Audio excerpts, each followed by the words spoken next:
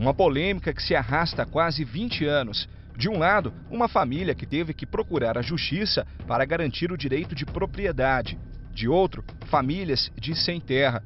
Entre as duas partes está o INCRA, o Instituto Nacional de Colonização e Reforma Agrária, órgão federal responsável pelos assentamentos rurais no Brasil. O último capítulo dessa história está em andamento e pode ter um desfecho inédito na história da justiça agrária do Brasil.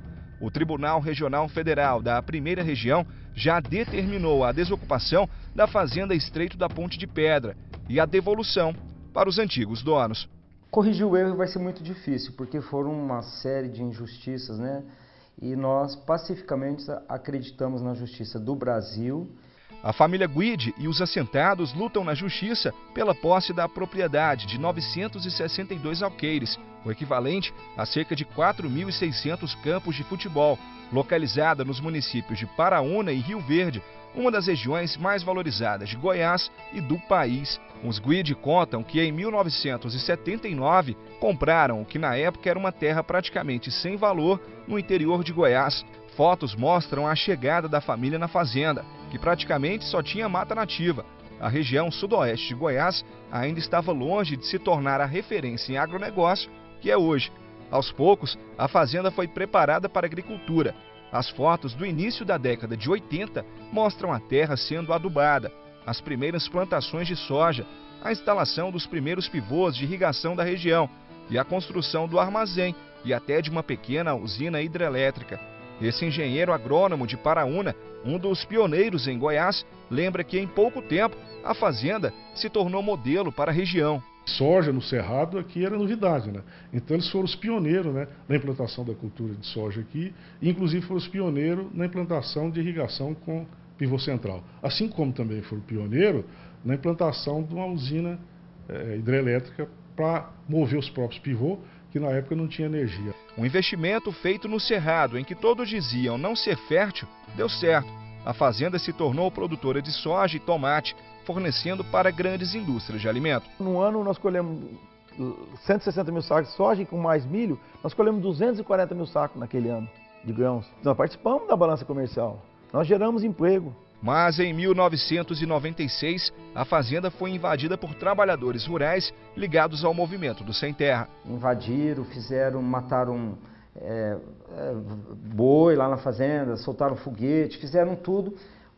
Pegaram todos os nossos pertences pessoais, usaram, abriram, quebraram e nós voltamos. Eu tinha um sobrinho na data, a gente morava lá, mas como nós somos de sertãozinho, a gente também vinha para cá. Ocorreu a invasão no momento que nós não estávamos lá, mas eu tinha um sobrinho, ele foi sequestrado, ele precisou sair correndo no campo, dormir no mato. O INCRA passou a acompanhar o caso e no mesmo ano, técnicos do Instituto fizeram vistorias e declararam a propriedade improdutiva. Era o primeiro passo para a desapropriação, que saiu no mesmo ano. A gente tinha um mundo, tinha um estilo de vida, né? Nós nunca fomos de ostentação, nunca fomos de luxo. Isso um dia acabou tudo. E aí, só que terminou toda a renda, terminou toda a coisa, mas os compromissos não cessaram. Aí continuamos com os financiamentos que tinham, com os leasing, todas as coisas. Jornais da época relatam que até o prefeito da cidade se mostrou inconformado com a decisão, já que a fazenda era campeã de produtividade na região. Ele desapropria um imóvel produtivo dizendo que ele era produtivo. Essa é a primeira irregularidade. Para que a propriedade seja considerada improdutiva, ela precisa ter um grau de utilização da terra, ou GUT, menor do que 80%, e o grau de eficiência de exploração, ou GEE, menor do que 100%. Laudo feito pelo engenheiro agrônomo Rodrigues Soares de Castro, a pedido da Justiça, mostra que o GUT da fazenda Estreito da Ponte de Pedra era 81,7% e o GEE 156%. Com esses índices, o imóvel era considerado produtivo. Outra irregularidade estava no valor que o INCRA queria pagar pela fazenda. O Instituto avaliou a propriedade em R$ 5.782.000, em valores de 1996.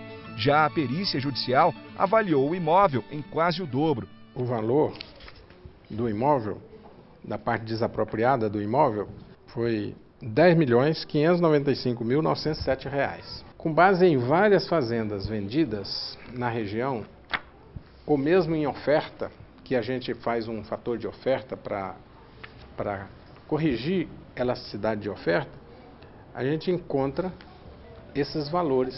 Por causa dessas irregularidades, em 2001, a Justiça Federal decidiu suspender o processo de desapropriação até que uma solução fosse encontrada, ou então, quando não houvesse mais possibilidade de recurso judicial. O juiz determinou que não fossem mais feitos investimentos na terra, decisão que jamais foi cumprida.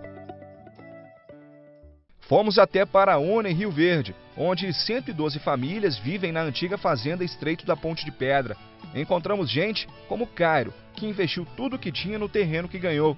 O pai dele também foi um dos beneficiados com um pedaço da fazenda e diz que a maioria dos assentados fez investimentos na terra. Tem muito investimento aí hoje aqui dentro desse galpão aqui, está em torno aqui de investimento aqui, está em torno aqui de uns 800 mil reais aqui só de equipamento, só de implemento. Cada assentado recebeu um terreno que varia entre 6 ou 7 alqueires, o que seriam propriedades pequenas. Mas aqui do alto a gente pôde ver que na verdade eles usam equipamentos pesados para fazer a colheita da safra. Do alto é possível ver a divisão da terra e as máquinas trabalhando. O engenheiro agrônomo acha estranho tantos equipamentos em propriedades pequenas. Ele acredita que algumas possam ter sido arrendadas para outros produtores, o que é ilegal. A agricultura de subsistência em pequenas áreas, hoje ela é praticamente impraticável, né? Então, o que o assentado tem feito para viabilizar? Ele tem arrendado isso para produtores maiores, né? Que vêm explorando e pagam um arrendamento que para eles é interessante.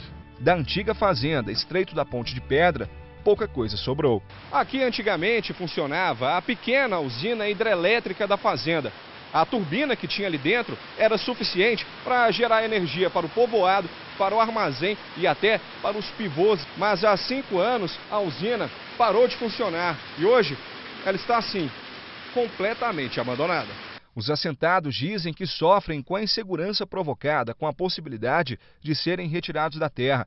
Situação que não teria acontecido se o INCRA tivesse acatado o parecer do Ministério Público Federal, emitido em 21 de agosto de 1997, apenas um ano após a invasão.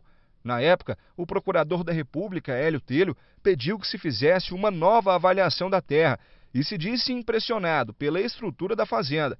Ele ainda questionou qual o interesse dela para a reforma agrária e se na região não teria outros imóveis com menos infraestrutura e, portanto, mais baratos para desapropriar.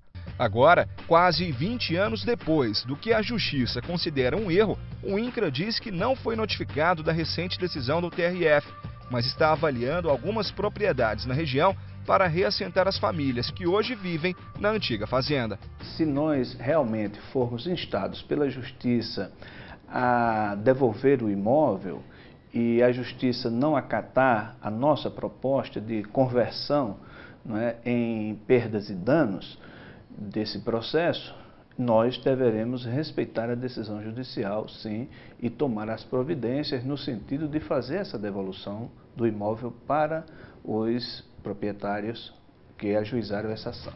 Os 5 milhões que o INCRA propôs para indenizar a família na época, hoje em valores corrigidos, chegam a 14 milhões de reais. O advogado da família Guide sugere que esse valor seja utilizado para comprar uma nova fazenda para os assentados. Então que o INCRA pegue esses 14 milhões e 800 e assente essas famílias em imóvel improdutivo, que, numa coincidência incrível, a portaria diz que o valor máximo para assentamento é de 140 mil, máximo, começa de 40 e vai a 140, dividindo, insisto, esse valor de 14 milhões e 800 pelas famílias assentadas, sobra exatamente 140 mil para o INCRA assentar essas famílias em um imóvel realmente improdutivo. Enquanto a decisão definitiva não sai, a família Guide vive modestamente em Sertãozinho. Dona Helena, aos 87 anos, hoje mora de favor na cidade do interior paulista. Ela tem esperança de ver em breve o cumprimento inédito de uma decisão desse tipo, a devolução da terra. Que eles cumpram o que eles estão falando que vão devolver. Porque eu não falo que eu quero morrer, eu não quero morrer, estou boa ainda para aproveitar um pouco, né? Mas eu quero que eles fiquem sossegados, porque esses anos, meu filho, 18 anos nós não vivemos.